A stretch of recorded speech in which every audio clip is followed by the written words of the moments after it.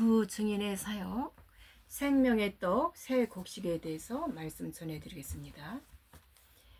먼저 예수님께서 축사하신 보리떡을 가지고 있는 의미를 알아야 합니다.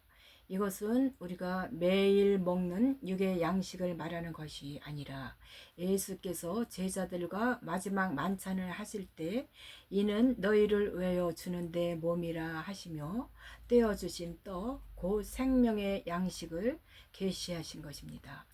오병이어에 등장하는 보리떡은 세상에 흔히 있는 떡이 아니라 영생을 주는 생명의 떡을 말하는 것입니다.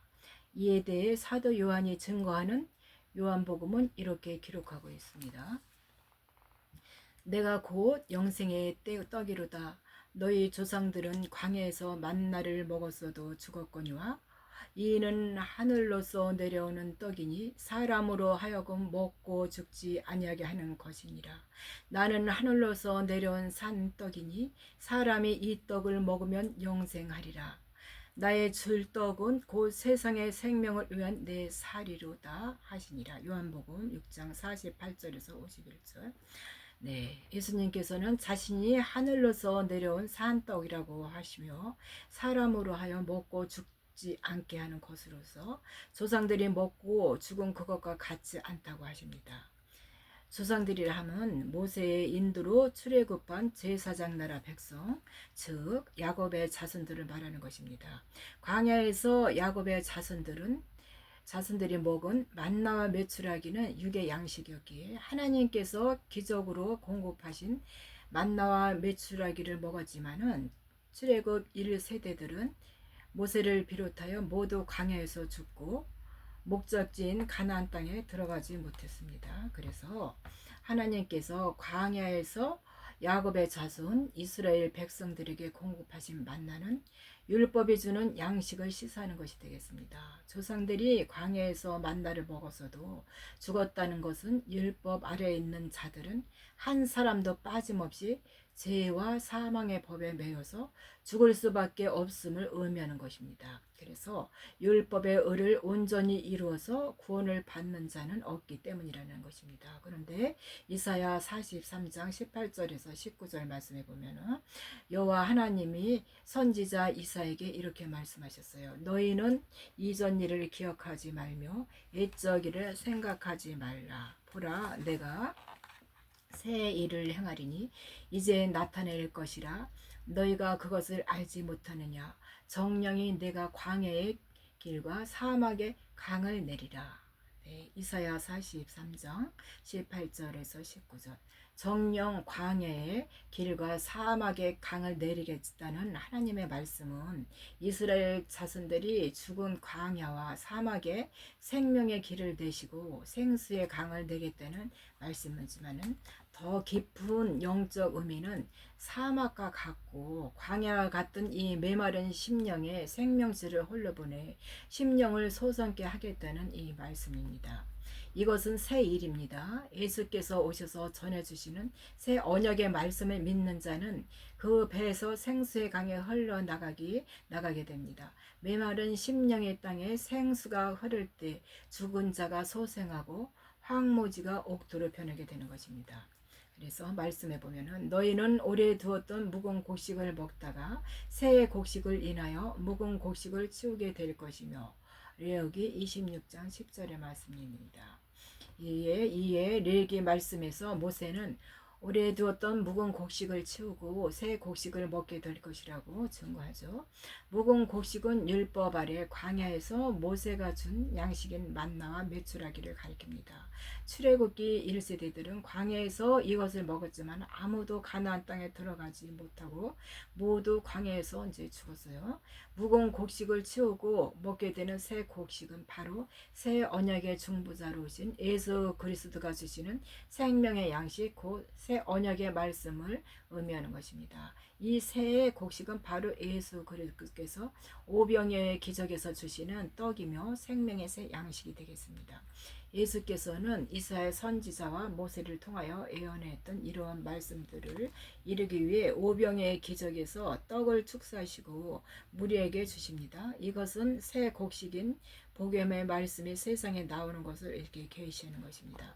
말씀해 보면은 예수께서 이르시되 내가 진실로 진실로 너희에게 이르노니 인자의 살을 먹지 아니하고 인자의 피를 마시지 아니하면 너희 속에 생명이 없느니라. 내 살을 먹고 내 피를 마시는 자는 생명을 가졌고 마지막 날은 내가 그를 살리리니 내 살은 참된 양식이요 내 피는 참된 음료로다. 내 피를 마시는 자는 내 안에 거하고 나도 그 안에 거하나니 살아계신 아버지께서 나를 보내심에 내가 아버지로 인하여 사는 것까지 나를 먹는 그 사람도 나로 인하여 살리라.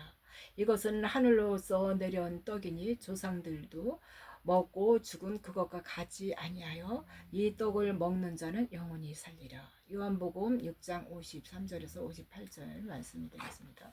그래서 예수님께서는 자신의 살과 피를 영생을 주는 참된 양식이라고 하시며 당신의 살을 먹고 피를 마시는 자는 마지막 날에 살리심을 받게 된다고 말씀하고 계세요. 마지막 밤에 유월절 만찬에서 예수께서 축사하시고 제자들에게 나눠주신 떡이 바로 이 세 곡식이 되겠습니다. 여기서 말씀을 보면은 저희가 먹을 때에 예수께서 떡을 가지사 축사하시고 떼어 제자들에게 주심에 가라사대 받으라 이것이 내 몸이라 하시고 또 잔을 가지사 사례하시고 저희에게 주시니 다 이를 마심에 가라사대 이것은 많은 사람을 위하여 흘리는 나의 곧 언약의 피니라. 마가복음 14장 22절에서 24절. 이와 같이 오병의 기적과 유월절 만찬에서 제자들에게 나눠 주신 떡은 새 언약의 중보자로 오신 예수께서 주신 새 곡식, 즉 천국 복음을 말씀드리는 겁니다. 떡에 대한 예언은 모세를 통해 제정해 주신 율법의 절기를 지키는 규례를 말씀하시면서 이미 계시해 주셨습니다. 레위기 23장에는 여호와의 7절기 중 초실절에 대한 내용이 있는데 초실절은 이스라엘의 절기 중 첫 열마의 수확을 하나님께 드리는 절기가 되겠습니다.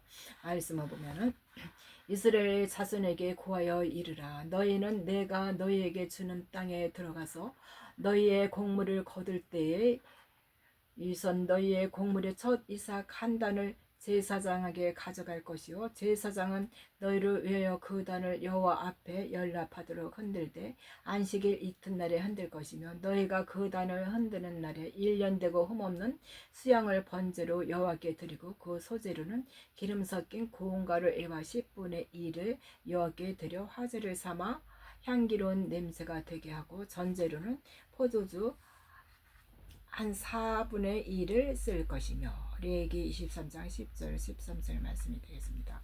하나님은 이스라엘 자손에게 가나안 땅에 들어가서 농사를 지어 추수할 때 첫 이삭 한 단을 먼저 드리라고 하십니다. 첫 이삭은 안식일 이튿날 곧 장사한 지 3일 만인 초실절에 부활하는 예수 그리스도를 상징하는 것인데 이때 첫 이삭만 드리는 것이 아니고 첫 이삭의 한 단을 흔들어 드립니다. 첫 이삭의 한 단이라는 것은 첫 이삭의 한 묶음을 의미하는 것이며 예수 그리스도와 공중 혼인잔치에서 연합을 이루는 그리스도의 거룩한 신부를 가리키게 되는 것입니다.